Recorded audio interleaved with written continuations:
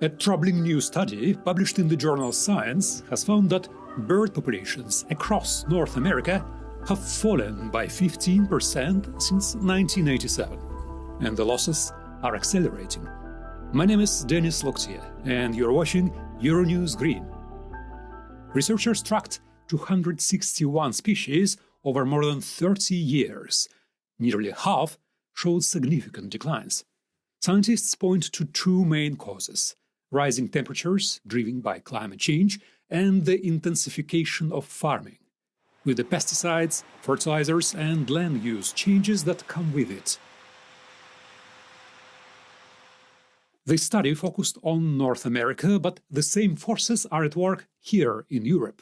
So, what does it mean for European birds? And what can be done about it? To find out, we are joined today by Anna Staneva, the head of Science, Species and Site Conservation at BirdLife Europe. Hello, Anna. Hello, Dennis. Thank you for having me. What we see in North America is serious. How does it compare here in Europe? Are our birds facing the same kind of crisis? Yes, indeed. The newly published study from North America is deeply concerning. Unfortunately, this is something that we observe globally, and Europe is not an exception. A recent study from the past few years, a similar study in Europe, showed that birds are declining in Europe as well, with quite a steep pace. And the American study points to farming and climate change as key drivers of this decline. Are those the biggest threats in Europe too, or are there other factors at play here? Indeed, numerous studies show consistently that one of the largest threats and most significant threats for birds in Europe is intensive farming. This is related to the change of how we use our land and a loss of the natural habitats that birds use. Intensification also means using more fertilizers, pesticides, all these substances that are harmful to birds directly, but they also influence their ability to reproduce and for their populations to continue to exist. Do you have any figures to illustrate this decline in Europe? Which species are the most threatened now? Indeed, in Europe, birds are quite well studied, and we have the so-called Pan-European Counter-Bird Monitoring Program, which runs from the 80s and monitors how population of common birds, including farmland birds and forest birds, do in Europe. And the latest figures that we have indeed consistently show declines, especially among farmland birds, where the declines for Europe reach almost 60%, 58% for the last 4 decades. And the picture is can be different and across different parts of Europe, but the declines are consistent. And we see declines also among common forest birds as well as in water birds, long-distance migrants, all across. And if this continues, if nothing changes, what's the worst that could happen here in Europe? What do we actually stand to lose when we lose our birds?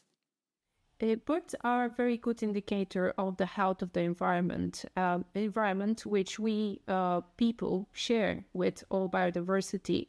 By losing very large numbers of birds, for example, other species, we are losing functions in the ecosystem, and these link to the food production, and a climate change ability to adapt of our ability of our ecosystem to adapt to climate change, which we know very well happens with much higher pace from year to year.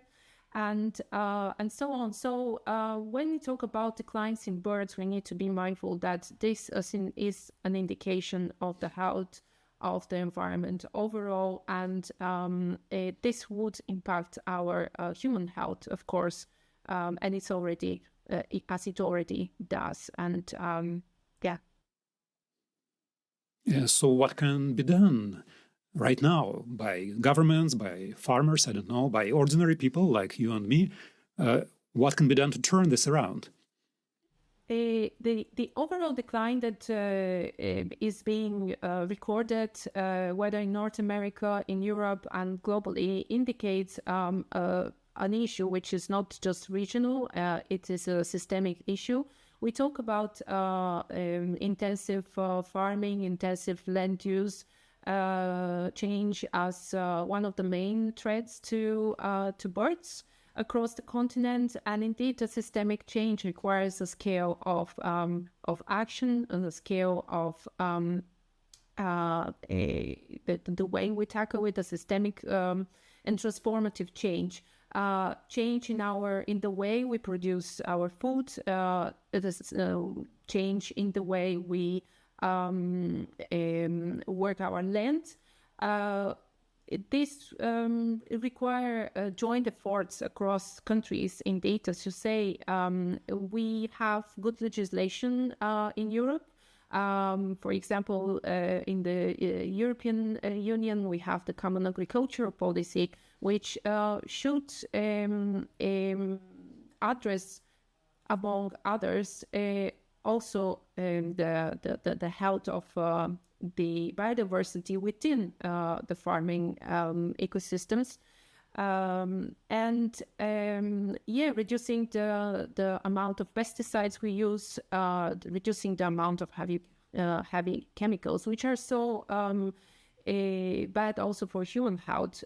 This is something that could definitely make a difference. We have many good examples when it comes to conservation of birds.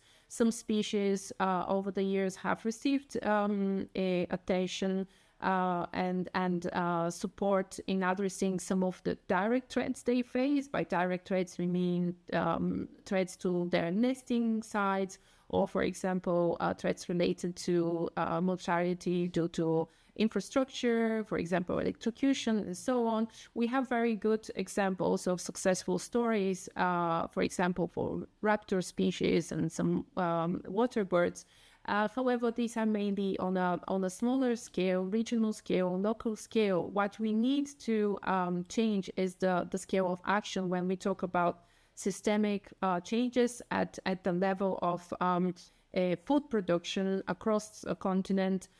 Therefore, we need countries to join forces in applying measures which are more nature-friendly.